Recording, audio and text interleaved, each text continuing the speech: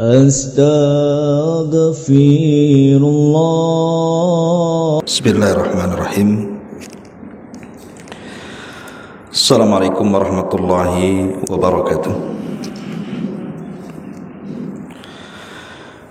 Alhamdulillahi wassalatu wassalamu ala rasulillah wa ala alihi wa sahbihi wa mawalah wa la hawla wa la quwata illa billahi wa ba'du.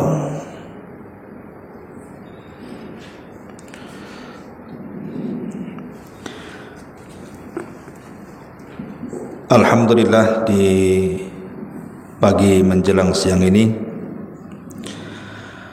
kita bisa berkumpul di Masjid Salahuddin Tiban Pajak,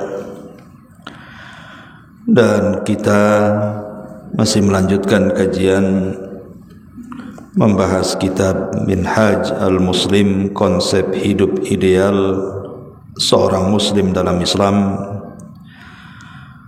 karya besar Syekh Abu Bakar Jabir Al-Jazairi rahimahullahu ta'ala sebagai pengajar tetap di Masjid Nabawi. Dan materi yang kita akan bahas sekarang adalah bicara tentang sujud sahwi. Sujud artinya ma'ruf, meletakkan dahi di tanah dengan 7 anggota sujud: 2 tangan, 2 lutut, 2 ujung telapak kaki dan dahi serta hidung. Adapun sahwi sendiri artinya lupa. Jadi sujud yang dilakukan karena sebuah lupa. Kita tahu bahwa manusia ini terlahir tidak sempurna, karena manusia itu diberikan ingatan oleh Allah Subhanahu wa ta'ala yang terkadang ingatan itu bisa lupa. Dan itu wajar sebagai manusia. Makanya manusia disebut al-insan, diambil dari kata nisyan, lupa. Karena bapak kita semuanya Adam alaihi salatu wassalam juga pernah lupa. Apa yang diajarkan Allah Subhanahu wa ta'ala, dia pernah lupa. Makanya keturunan juga tidak lepas daripada sifat lupa. Tetapi dalam Islam, walaupun lupa bukan sifat yang sempurna bagi manusia, tetapi lupa juga terkadang bisa menjadi nikmat yang Allah Subhanahu wa ta'ala anugerahkan kepada kita. Karena lupa sendiri adalah rahmat yang Allah anugerahkan kepada hamba-hambanya. Kenapa demikian? Karena ketika seseorang lupa meninggalkan sebuah kewajiban, maka disebabkan lupa terangkat dosa. Karena orang yang melakukan kewajiban bila sengaja meninggalkannya berdosa. Tapi kalau seandainya dia lupa tidak melaksanakannya, justru tidak berdosa. Dan itu bagian daripada nikmat. Yang kedua, lupa sendiri adalah sifat yang kurang sempurna bagi makhluk, apalagi bagi Allah Subhanahu wa ta'ala. Karena Allah Subhanahu wa ta'ala tidak mungkin tersifati sifat ini. Maka begitu juga makhluknya. Sifat lupa adalah sifat yang kurang. Ma'asyiral muslimat yang dimuliakan Allah Azza wa Jalla, karena sifat ini juga sifat yang kurang, yang menunjukkan makhluk itu tidak sempurna sementara Allah adalah zat yang sempurna. Maka ada sebagian sifat lupa ini menjadikan hilangnya beberapa hak-hak yang harus ditunaikan. Makanya dalam Islam itu, dalam hak-hak tertentu harus dicatat supaya tidak lupa. Seperti orang pinjam uang, itu harus dicatat. Sebab kalau tidak dicatat, takut kemudian yang minjam lupa. Ketika ditagih, dia mengatakan saya tidak ingat, saya tidak pernah pinjam, dan begitu seterusnya. Ma'asyiral muslimat yang dimuliakan Allah Subhanahu wa taala, karena sifat ini melekat pada manusia, makanya kita tahu bahwa dalam ilmu pengetahuan kita dianjurkan untuk menulis dalam sebuah catatan, karena kita tidak bisa mengingat sepenuhnya apa yang disampaikan. Makanya untuk supaya menghilangkan perasaan lupa ini, maka dicatat. Dengan catatan inilah bermanfaat dan menjadi sebuah nikmat. Kalau seandainya manusia tidak memiliki sifat lupa, tentu para ulama tidak akan mencatat kitab. Mereka cukup menghafal di dada-dada mereka. Maka tidak ada warisan yang akan mewarisi ilmu mereka. Tapi ketika manusia sampai kepada para nabi dan juga para ulama, mereka juga tersifati sifat lupa selama mereka manusia. Makanya dikhawatirkan ketika ilmu-ilmu ini akan hilang karena sifat itu melekat, makanya mereka mencatat. Akhirnya tersebarlah kitab-kitab para ulama yang sampai kepada kita. Dan ini saya katakan dari awal bahwa sifat lupa itu adalah nikmat Allah Subhanahu wa ta'ala. Dan tentu banyak lagi. Akan tetapi ada sifat lupa itu bisa menjadikan orang tercela. Jadi sifat lupa itu tidak semuanya terpuji, tetapi ada sifat-sifat lupa itu menjadi tercela. Seperti sifat lupa yang tercela itu, seseorang umpamanya melupakan perjanjian dia dengan Allah Subhanahu wa taala. Kita tahu bahwa kita ini di alam arwah pernah berjanji di hadapan Allah. Ketika Allah Subhanahu wa taala mengatakan alastu bi rabbikum, bukankah aku Rabb kalian semuanya? Maka kita ini di alam ruh mengatakan qalu bala, tentu engkau adalah Rabb kami.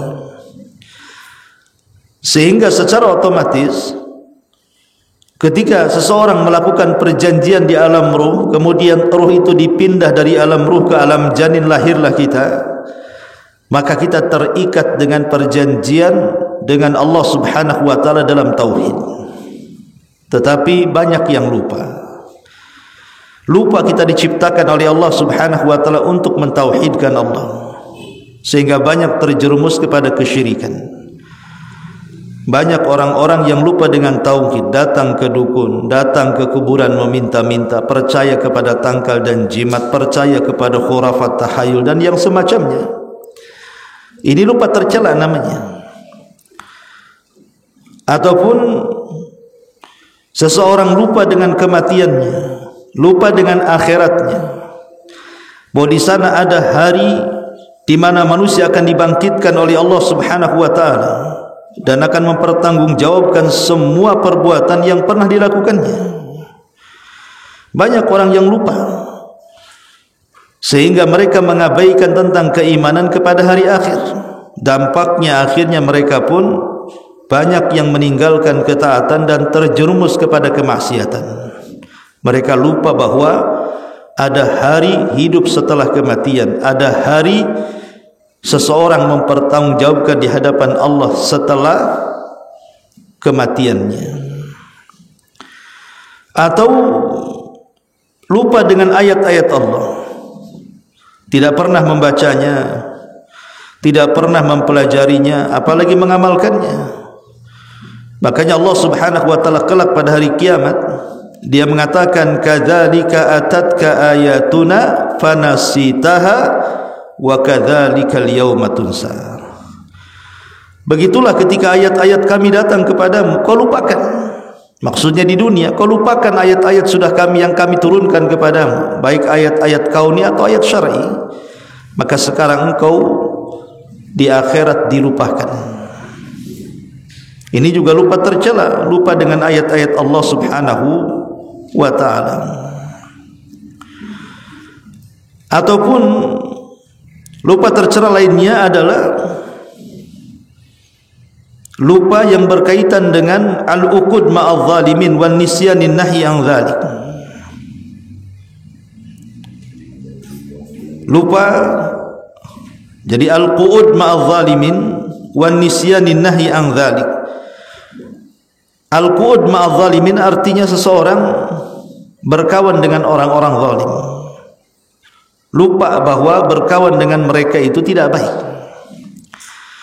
Allah Subhanahu wa ta'ala dan Rasulnya merintahkan kita untuk berteman dengan teman yang bisa mengingatkan kita, yang membawa kesolehan dan ketakwaan serta iman meningkat bagi kita. Tapi betapa banyak orang-orang yang melupakan itu. Akhirnya sembarang dia berkawan, sembarang dia mencari teman. Yang tadinya istiqamah akhirnya menjadi ahli maksiat, karena lupa dia mencari kawan yang harusnya mendapatkan kawan yang baik, tapi justru kemudian mendapatkan kawan yang tidak baik. Dan banyak lagi ya lupa-lupa yang tercela itu. Tetapi kita tahu bahwa lupa ini sumbernya banyak. Kenapa orang bisa menjadi lupa? Pertama, sumber lupa itu karena godaan syaitan yang memberikan was-was kepada hati kita. Makanya kenapa Allah Subhanahu wa taala berfirman, istahwadha alaihimus syaitanu fa ansahum dzikrallahi ulaika hizbus syaitan. Setan berusaha untuk menggoda mereka, maka setan melupakan mereka dari mengingat Allah, maka mereka pun menjadi partainya setan. Jadi sumber utama lupa adalah godaan setan. Kenapa orang bisa lupa? Karena setan yang kemudian berusaha untuk melupakan kita dari mengingat Allah Subhanahu wa ta'ala. Ini sebab yang pertama. Sebab yang kedua, tarkut taqwa, meninggalkan ketakwaan kepada Allah Subhanahu wa ta'ala. Allah Subhanahu wa ta'ala berfirman, ya ayyuhalladzina amanu, dalam Al-Hasyr ayat 18-19. Ya ayyuhalladzina amanu taqullaha wal tanzur nafsum ma qaddamat lighad wattaqullaha innallaha khabirum bima ta'malun. Wahai orang-orang yang beriman, bertakwalah kepada Allah. Ayat ini memerintahkan kita untuk takwa, menjalankan perintah dan menjauhi larangan. Dan hendaklah setiap jiwa melihat apa yang akan terjadi esok hari. Kemudian Allah ulang lagi perintah takwa, bertakwalah kepada Allah. Sesungguhnya Allah itu mengetahui apa yang kalian kerjakan. Kemudian di ujung ayat Allah mengatakan, wala takunu kalladzina nasullaha fa ansahum anfusahum ulaika humul fasiqun.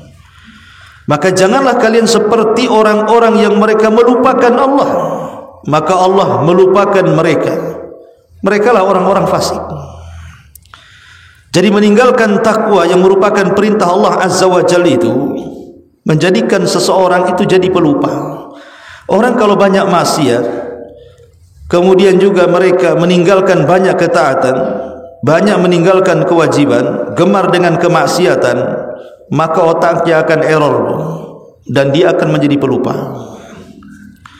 Pelupa mengingat Allah Subhanahu wa ta'ala. Ini yang kedua. Yang ketiga, at-turfatu wan ni'am wan na'im, kemegahan dan melimpah luahnya nikmat. Orang kalau diberikan kemegahan dan juga nikmat yang Allah Subhanahu wa taala anugerahkan tanpa batas kepadanya, orang bisa menjadi lupa. Makanya Allah Subhanahu wa taala mengatakan, wa idza massal insanu dzurrun da'a rabbahu muniban ilaihi thumma idza hawwalahu ni'matan minhu nasiya ma kana yad'u ilaihi min qablu. Kata Allah dalam surah Az-Zumar ayat 8, apabila manusia disentuh dengan sebuah madarat, kefakiran, sakit, bencana, ujian, maka dia pun akan berdoa kepada Allah dengan berusaha mendekatkan diri kepada Allah. Tapi kalau posisinya, kata Allah, diganti dengan penuh kenikmatan, banyaknya kesenangan, dia lupa apa yang dulu dia berdoa kepada Allah Subhanahu wa taala. Jadi kesenangan dunia ini bisa melupakan. Kesenangan dunia, kekayaan, kenikmatan ini bisa melupakan diri kepada Allah Subhanahu wa taala. Kemudian yang keempat, at-tamattu bil mali wal afiyah, bersenang-senang dengan harta dan kesehatan. Orang yang setiap hari mengejar dunia, mulai bangun sampai tidur dan bangun kembali, di pikirannya hanya dunia dan dunia, uang dan uang, harta dan harta, yang dikejar hanya kekayaan dunia, maka dia akan lupa kenapa dia bisa diciptakan, untuk apa diciptakan, dan kemana akhir penciptaan. Atau orang-orang yang terlampau mengejar kesehatan, kebugaran, maka mereka akan lupa. Orang-orang yang hanya mengandalkan merawat badannya, merawat kecantikannya, ketampanannya, maka orang ini lama-lama akan lupa kepada Allah Subhanahu wa taala.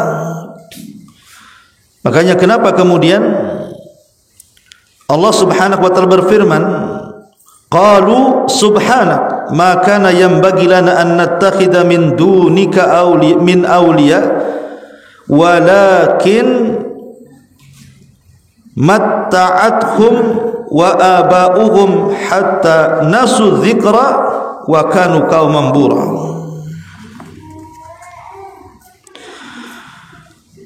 Di sini Allah mengatakan qalu subhanak,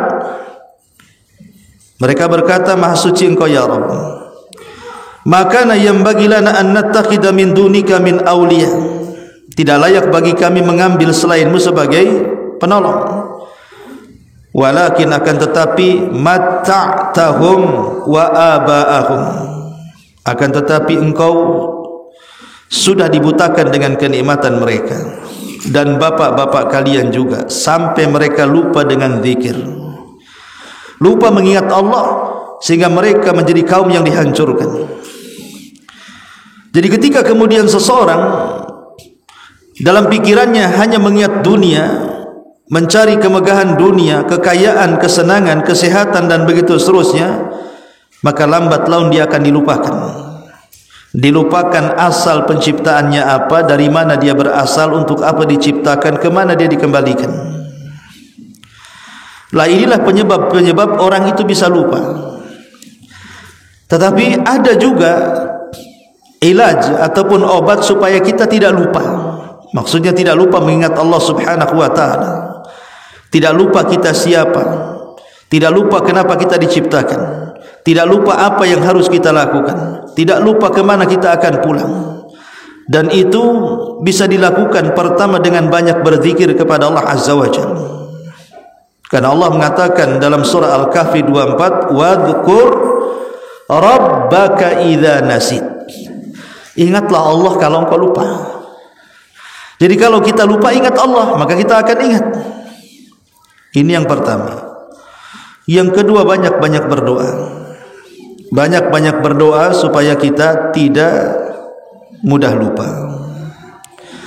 Kemudian yang ketiga, banyak-banyak isti'adzah, meminta perlindungan kepada Allah dari gangguan syaitan, karena yang membuat kita lupa itu adalah syaitan. Kemudian yang keempat, tarkul ma'asi, yang membuat orang lupa itu karena banyak maksiat. Tinggalkan maksiat. Kemudian yang kelima, tafrigul qalbi min syawagil ad-dunyawi. Kosongkan hati dari kesibukan dunia. Cukuplah dunia itu diletakkan di tangan, jangan sampai diletakkan di hati. Itulah yang disebut dengan zuhud. Sekaya apapun hanya sampai di tangan, tidak sampai ke hati. Cukuplah hati itu untuk Allah Subhanahu wa ta'ala. Itulah di antara obat supaya kita tidak mudah lupa. Ma'asyiral muslimat yang dimuliakan Allah Subhanahu wa ta'ala, intinya lupa itu bisa menjadikan nikmat bagi kita, tapi bisa menjadikan azab bagi kita. Lah di dalam salat ada yang disebut dengan sujud sahwi. Sujud dikarenakan lupa. Sujud dikarenakan lupa. Sujud ini kan macam-macam bentuknya, Bu ya. Sujud ini bentuknya macam-macam. Ada yang disebut dengan sujud salat. Ma'ruf lah ya, kalau ibu salat kan ada sujud tuh. Ya. Yang kedua ada yang disebut dengan sujud tilawah. Setiap mendengar kalimat sujud ketika membaca atau mendengar Al-Quran di 15 tempat dalam Al-Quran, maka kita dianjurkan untuk sujud. Kemudian yang ketiga namanya sujud syukur. Kalau ibu mendapatkan nikmat dari Allah Subhanahu wa ta'ala, langsung ibu sujud, bentuk syukur kepada Allah Azza wa Jalla. Lah di sini ada yang keempat yang disebut dengan sujud sahwi, yang disebut dengan sujud as-sahwi. Sujud dikarenakan lupa. Disebutkan tentang pensyariatan sujud sahwi ini. Perhatikan di sini tentang sebuah hadis Nabi SAW yang dicatat pengarang, di mana Rasul SAW pernah berdiri pada rakaat kedua tanpa tasyahud lebih dahulu, lalu beliau melakukan sujud sebelum salam. Kemudian bersabda, "Idza syakka ahadukum fi salatihi falam yadri kam shalla athalathan aw arba'an falyatrah asy-syakka wal yabni ala mastaiqana thumma yasjudu sajdataini qabla an yusallima fa in kana shalla khamsan syafa'na lahu salatahu wa in kana shalla itmaman li arba'in kanat targhiman lisyaitan." Jika salah seorang di antara kamu ragu dalam salatnya dan ia tidak mengetahui apakah salatnya itu baru 3 rakaat atau sudah 4 rakaat, maka hendaklah dia membuang keraguan-raguannya dan berpegang pada jumlah rakaat yang diyakininya. Kemudian ia melakukan sujud 2 kali sebelum salam atau sujud sahwi. Jika ia telah melakukan rakaat solat sebanyak 5 rakaat, sujud tersebut menggenapkan rakaat salatnya. Dan jika ia telah melakukan rakaat salat untuk menyempurnakan salat keempat sebanyak 4 rakaat, maka kedua sujud tersebut untuk membuat marah daripada syaitan. Dari sini kita tahu, Bu ya, kenapa sujud sahwi itu disyariatkan. Itu disebabkan karena 3 perkara. Pertama, karena adanya tambahan dalam solat. Yang kedua, karena ada pengurangan dalam solat. Yang ketiga, karena ada keraguan-raguan dalam solat. Inilah penyebab disyariatkan sujud sahwi. Tambahan, pengurangan, ragu-ragu. Ketika ada tambahan rakaat, sujud sahwi. Ketika ada pengurangan rakaat, sujud sahwi. Ketika ada keraguan-raguan apakah menambah atau mengurang, sujud sahwi. Jadi penyebab sujud sahwi itu ada 3 macam. Dan faedah daripada sujud sahwi sendiri, Bu, itu untuk menyempurnakan salat. Untuk menyempurnakan salat. Kita tahu bahwa yang bisa menyempurnakan salat, baik secara praktek ataupun pahala, itu 3. Jadi ibu kalau ingin sempurna salatnya, baik secara gerakan ataupun pahala, ya terutama pahala lah, biar kita dapat sempurna pahalanya, itu ada di 3 perkara. Pertama, lakukan sujud sahwi apabila terjadi 3 perkara. Kalau menambah, kalau mengurang, kalau ragu-ragu, supaya solatnya tetap sempurna. Yang kedua, dengan melaksanakan solat rawatib atau disebut dengan qabliyah dan ba'diyah. Setelah solat wajib kita lakukan 2 solat ini, qabliyah atau ba'diyah yang 12 rakaat itu. Karena melaksanakan rawatib solat setelah solat wajib itu bisa menyempurnakan solat wajib. Kemudian yang ketiga, berzikir setelah solat, terutama istighfar setelah solat wajib. Karena kita tahu bahwa setelah kita solat wajib kita dianjurkan membaca istighfar berapa kali? 3 kali. Astaghfirullahaladzim atau astaghfirullahaladzim wa atubu ilaih. Kenapa istighfar yang pertama kali dibaca setelah solat wajib? Karena apakah kemudian istighfar ini karena kita berbuat salah? Tidak. Orang beristighfar itu tidak mesti karena berbuat salah. Tidak mesti karena berbuat dosa dia istighfar. Istighfar itu dilakukan karena kelalaian.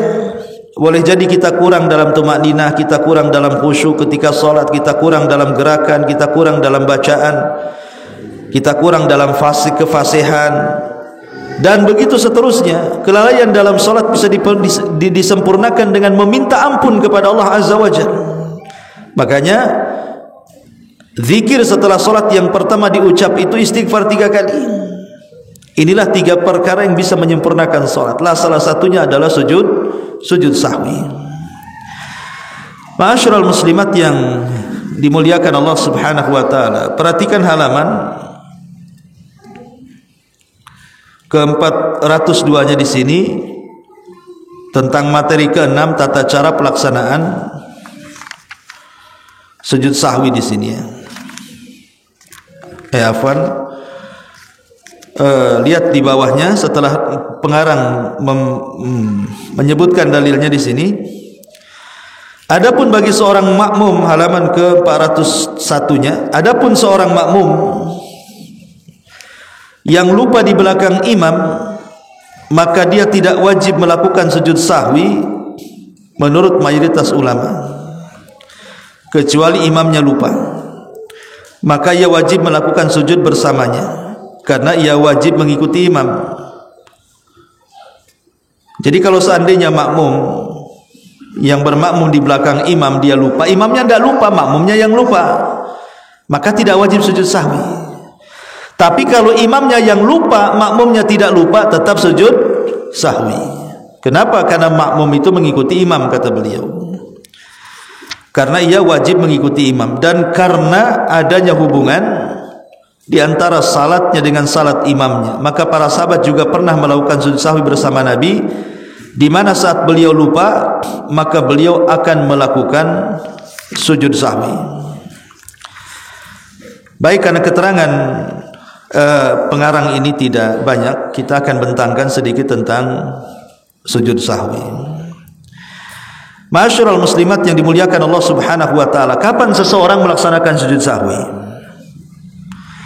Dalam salat. Pertama, ketika tarku rukni fis salati, meninggalkan rukun dalam salat. Ketika seseorang meninggalkan rukun dalam salat,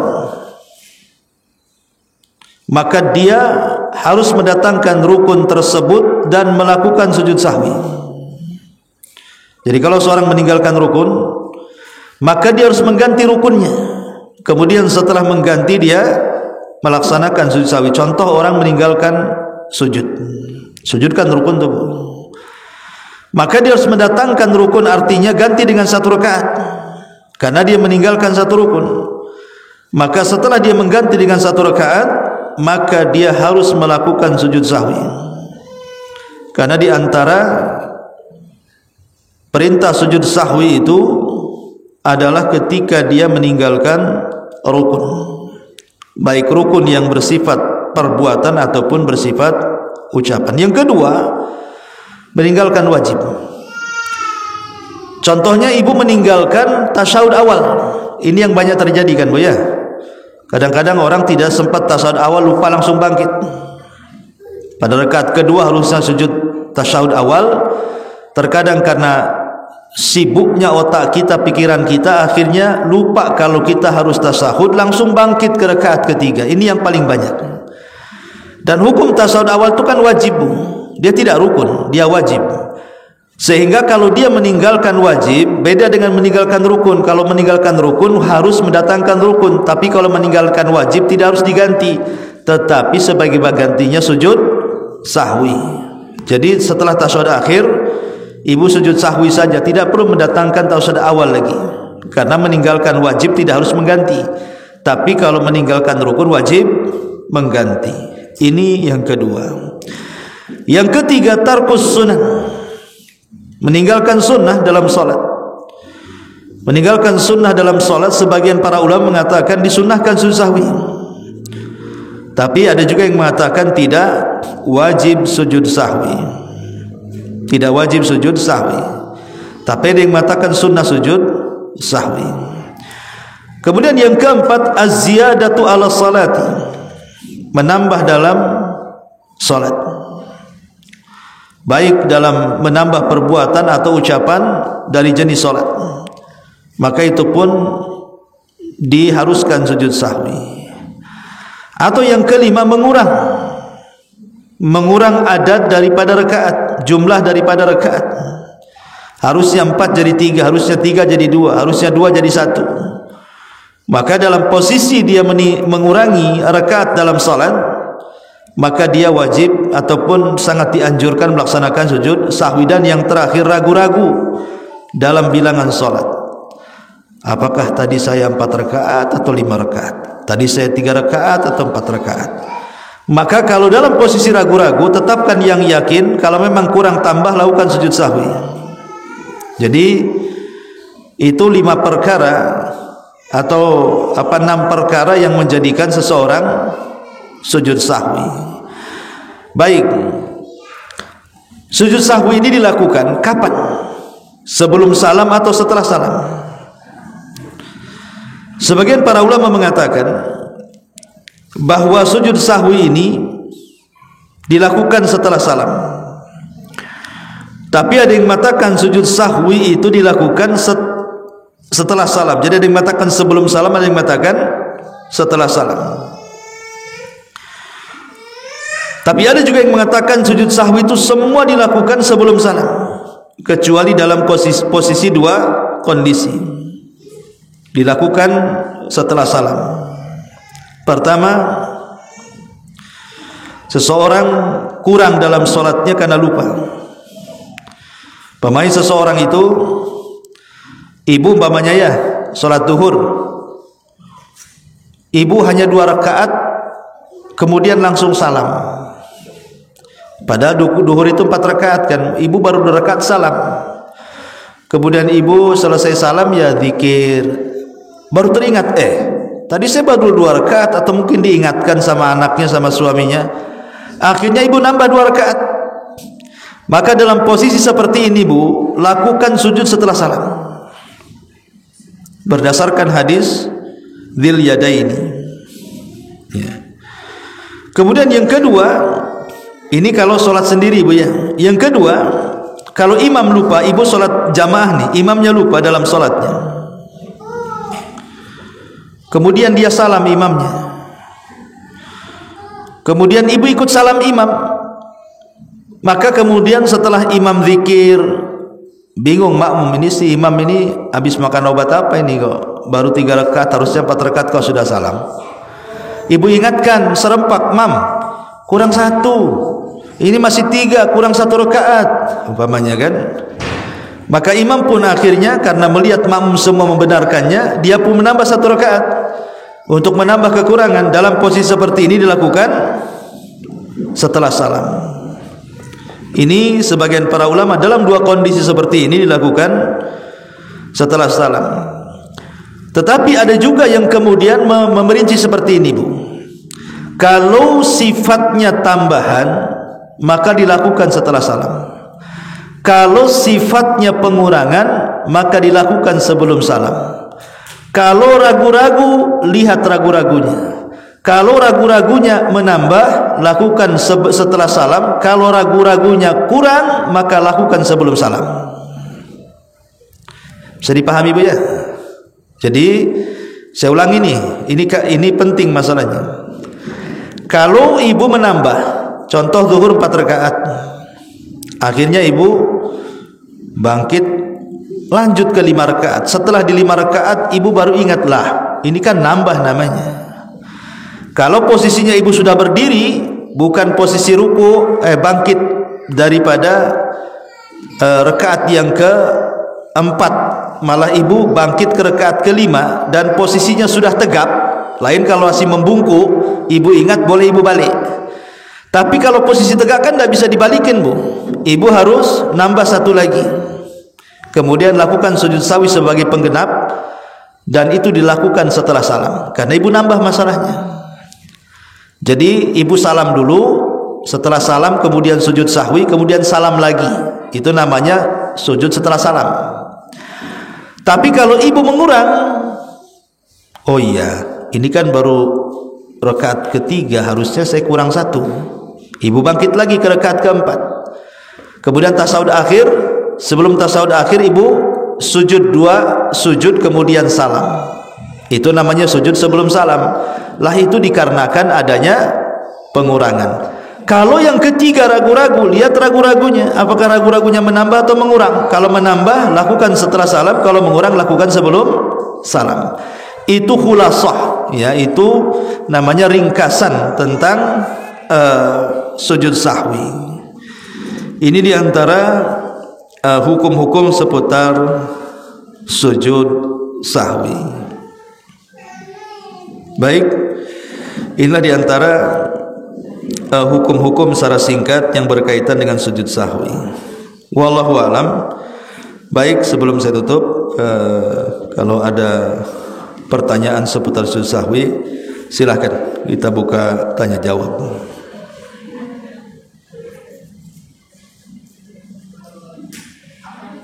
Ya.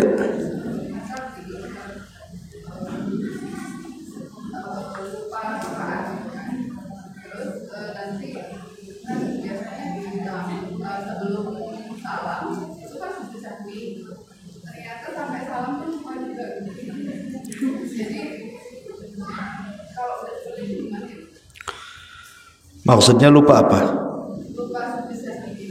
Lupa sujud sahwinya.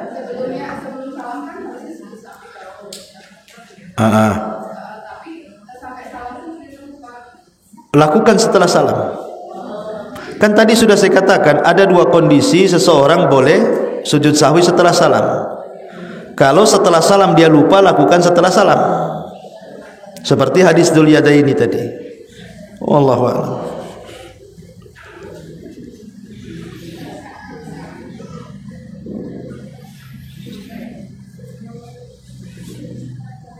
Ada lagi?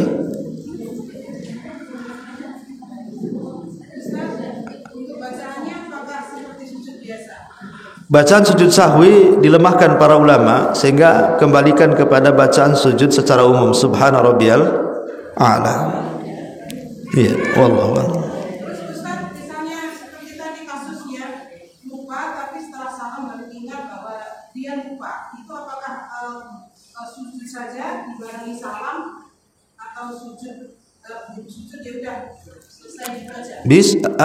Itu namanya kalau lupa harusnya sebelum salam kemudian salam, maka dia harus sujud 2 kali kemudian salam. Salamnya diulang 2 kali. Karena dia melakukan sujud setelah salam.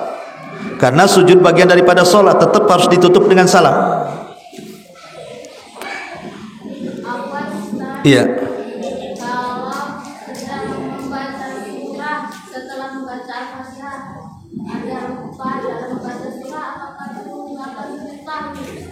Itu kembali kepada hukum sunnah. Ibu meninggalkan sunnah kan namanya. Membaca Quran setelah Fatihah itu hukumnya sunnah, bukan rukun, bukan wajib.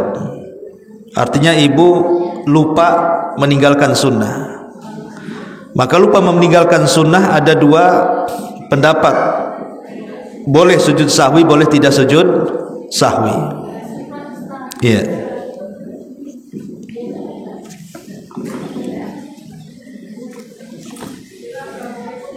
Waalaikumsalam.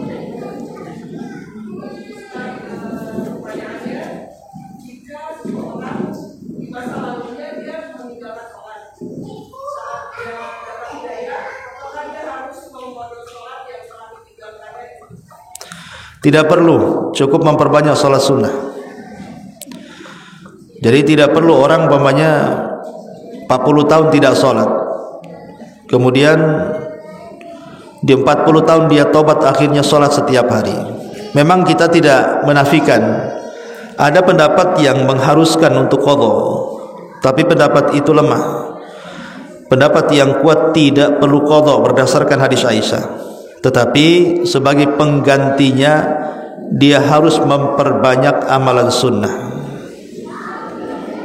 Kalau dulu dia tidak pernah zakat, kemudian sadar zakat penting, setelah sadar maka perbanyak sedekah. Kalau dulu banyak meninggalkan puasa Ramadan, maka ingat-ingat karena puasa harus diqadha. Tapi kalau yang tidak ingat, maka cukup memperbanyak puasa sunnah. Kalau dia dulu meninggalkan sholat, tidak perlu diqadha, cukup memperbanyak sholat sunnah. Sholat sunnah banyak, mulai dari bangun sampai tidur, macam-macam sholat sunnah. Wallahu a'lam.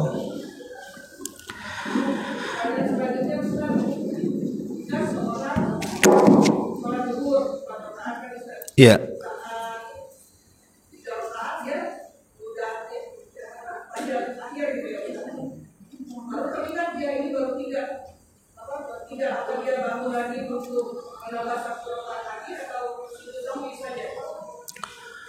Ingatnya kapan?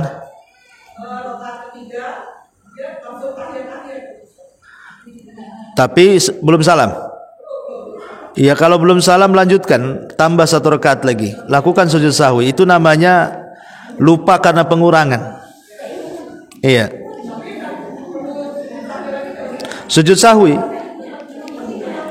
Tetap sujud sahwi karena dia mengurang rakaat. Tapi sujud sahwi sebelum salam.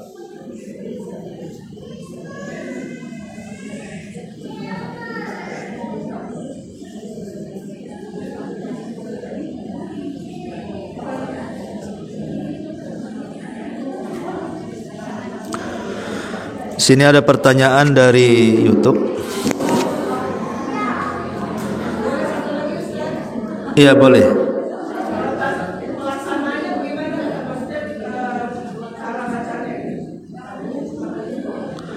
Pelaksanaan apa?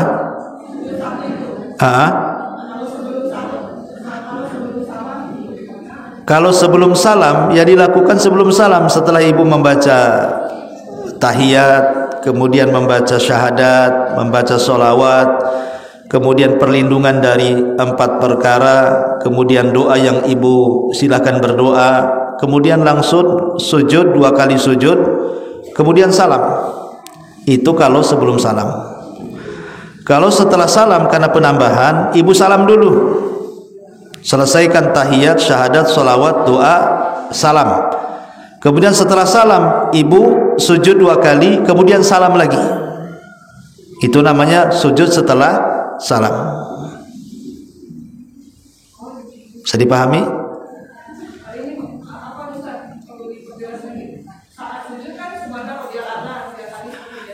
Iya.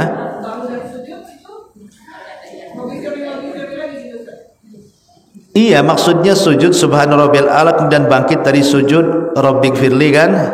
Sujud lagi.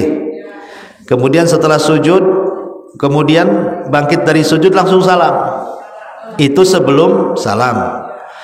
Kalau setelah salam karena menambah, ibu salam dulu. Kemudian sujud 2 kali sujud, kemudian salam lagi. Salamnya 2 kali. Itu namanya sujud setelah salam.